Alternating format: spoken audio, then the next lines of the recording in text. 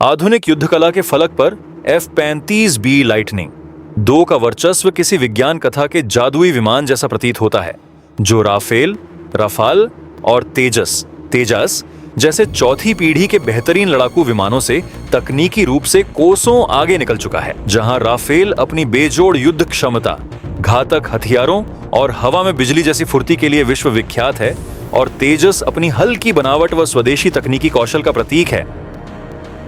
वहीं F-35B एक 5th generation का अदृश्य शिकारी है, जिसकी सबसे बड़ी शक्ति उसका रडार से बच निकलना, स्टील्थ है। यह विमान दुश्मन की नाक के नीचे से निकल जाता है और उनके रडार पर केवल एक छोटे से कंचे के बराबर दिखता है, जबकि राफेल और तेजस अपनी बेहतरीन बनावट के बावजूद रडार की नजरों से पूरी तरह बच नहीं सकते। F-35B का सेंसर फ्यूजन इसे एक उड़ता हुआ डेटा सेंटर बना देता है।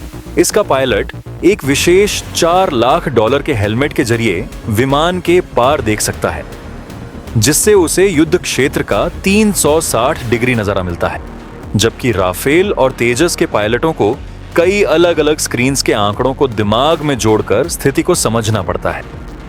लेकिन जो चीज इसे सबसे क्रांतिकारी बनाती है वह है इसकी STOVL, short taken off and vertical landing क्षमता। यानी यह विमान एक हेलीकॉप्टर की तरह सीधे ऊपर उठ सकता है और कहीं भी उतर सकता है।